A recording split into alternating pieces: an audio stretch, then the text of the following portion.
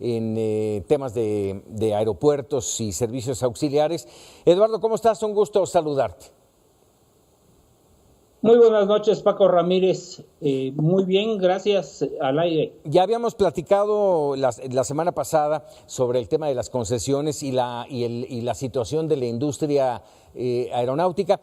Quisiera ahondar en estos dos aspectos, si me lo permites. A ver, ¿en qué consiste una concesión? ¿Qué implica para un concesionario el tener esa concesión? ¿Se hace cargo, por ejemplo, en este caso diría, de la prestación de operación, de mantenimiento, de las plataformas, de las terminales? ¿De qué más?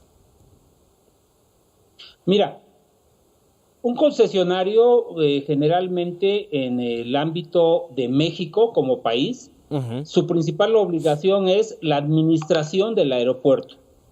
La terminal aérea tiene muchos servicios, entre ellos, por ejemplo, el de combustible, la atención a los pasajeros, muchos más, pero podemos centrarnos principalmente en esos. El movimiento de pasajeros va a generar un impuesto que se denomina TUA. La recaudación de ese impuesto lo realiza el administrador y lo transfiere al gobierno federal. Es una de sus obligaciones. La otra, el mantenimiento de toda la infraestructura del edificio que brinda el servicio a pasajeros y de las instalaciones que dan servicio a las aeronaves de entradita. Pistas todo lo que son las pistas del espacio aéreo le corresponde al gobierno federal. Hay una empresa que se denomina CENEAM, que es la que maneja todo lo que es el espacio aéreo. Las instalaciones físicas las maneja entonces el administrador. Esas son sus obligaciones, la recaudación de los impuestos por un lado y el cobro de todos los servicios que se brindan tanto a aeronaves como a pasajeros para posteriormente transferírselo al gobierno federal. Bueno, pues no es poca cosa, estamos hablando de pistas de rodamiento, plataformas, el servicio de combustible. Y en costos miles de millones de dólares. Por supuesto, miles de millones de dólares. Ahora, en esto hasta el momento creo yo que se ha cumplido, aunque habemos muchos pasajeros que nos quejamos de las condiciones, concretamente en el caso del aeropuerto de la Ciudad de México, de las condiciones y los servicios, que por más que le han hecho trabajos, pues no queda, ¿no? Sí, se pierde la señal un poco, pero quiero abundar un poco con respecto al aeropuerto de la Ciudad de México. Sí. Esta concesión en especial es prácticamente tripartita. Una, el gobierno federal tiene el 51% de las acciones de esa concesión. El restante, el concesionario, que es Aeropuerto de la Ciudad de México, bueno, no es el único que toma las decisiones sobre la administración. Principalmente recaen en el gobierno federal. Esto de alguna manera limita el que el concesionario pueda disponer de mejoras o no del aeropuerto, porque lo tiene que consultar y llevar a un comité donde está implicado obviamente el gobierno federal, que funciona como concesionario y aparte como patrón en el mismo aeropuerto, ¿no? Así es. Esta concesión tripartita, como tú lo acabas de mencionar, al entrar en operación, el Santa Lucía no se pierde porque va a seguir operando el aeropuerto Benito Juárez. Te pregunto, ¿el aeropuerto Felipe Ángeles será concesionado o no? Sí, de hecho anunció el presidente Andrés Manuel López Obrador de que este aeropuerto se le va a concesionar a las Fuerzas Armadas mexicanas, a la Secretaría de la Defensa Nacional, donde la Secretaría de la Defensa Nacional tendría una función de la defensa del suelo patrio. Bueno, pues ya se ha convertido en constructor, se dedica a hacer construcciones, por ejemplo, los bancos estos del bienestar. Y constructor del aeropuerto, y ahora también concesionario del nuevo aeropuerto, y lo van a administrar y operar, ¿no?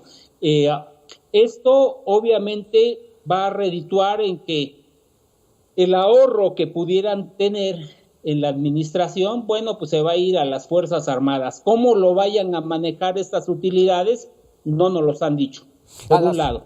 Pero por el otro lado, la operación del aeropuerto, del nuevo aeropuerto Felipe Ángeles, que originalmente estaba pensando para pasajeros, pues resulta que no va a poder operar en su máxima capacidad para pasajeros y lo pretenden destinar en algunas actividades de aviación de carga, porque tampoco cumple con las especificaciones como para que puedan entrar las grandes aeronaves con todo el peso de 50 toneladas o 250 toneladas. Bueno, pues no lo van a poder traer, van a tener que operar restringidos y en su mayoría probablemente se convierta en un aeropuerto de base militar con, pues más que de carga, con servicio militar y algunos servicios para aviación civil, y el aeropuerto de la Ciudad de México es el que va a tener que seguir operando con toda la capacidad que pudiera tener, aún con sus limitaciones. Lo que ha sucedido con la pandemia es que ha limitado la cantidad de pasajeros que se estaba recibiendo. Ya habíamos platicado la semana pasada que se está operando en un 20-30% de capacidad, lo que le daría al aeropuerto de la Ciudad de México una viabilidad o viabilidad para los próximos 10 años, ¿no? Sí, pero eso también impacta en los ingresos que también le pegan al aeropuerto, al concesionario y a las líneas aéreas. Por supuesto, las líneas aéreas son las más afectadas en este momento, ¿no? En el caso de Aeroméxico, se vienen recortes muy fuertes, prácticamente el 50% de su planta laboral va a tener que ser liquidada, y probablemente la que tome la estafeta como línea bandera mexicana sea Interjet, con todos los problemas socios, con todos los problemas que tiene. Pues entre comillas, ¿no? Porque con la inyección de capital simplemente la semana pasada se pagaron prácticamente 2 quincenas que tenían retrasadas, pero hay que tomar en consideración que Interjet no ha despedido a sus empleados. Se quedó con prácticamente los 700 pilotos que tiene, y eso habla muy bien de la línea aérea, lo contrario de todas las demás, que han dejado de pagar sueldos por un lado y se han visto en la necesidad de despedir a sus empleados. Dime, por último, un tema que me preocupó, bueno, 2 temas que me preocuparon de la conferencia matutina esta mañana, Eduardo. El subsecretario de Comunicaciones y Transportes hablaba del tema de la aeronavegabilidad y decía que para diciembre se tendrá este plan ya bien estructurado. ¿Se puede hacer este plan de aeronavegabilidad posterior a la construcción del aeropuerto? Lo que sucede es que no se han apegado a los estudios que se han realizado. El aeropuerto de la Ciudad de México inicialmente se pretendía cambiar hace 50 años. A lo largo de 50 años se han hecho múltiples estudios, y la aeronavegabilidad no depende de que un gobierno pretenda construir o hacer 3 carriles en el espacio donde había un carril o 2 carriles, como sucedía o como sucedió con el viaducto de la Ciudad de México, ¿no? Te recordarás que teníamos 2 carriles y de repente un día nos amanecimos con 3 carriles, o vialidades donde había 3 carriles y un día nos amanecimos con 5 carriles, donde los automóviles van prácticamente espejo con espejo y pegaditos, ¿no? En el caso de las aeronaves, tienen que tener una distancia de seguridad, por lo menos de 612 metros de distancia en el horizonte y 152 metros de distancia en la vertical.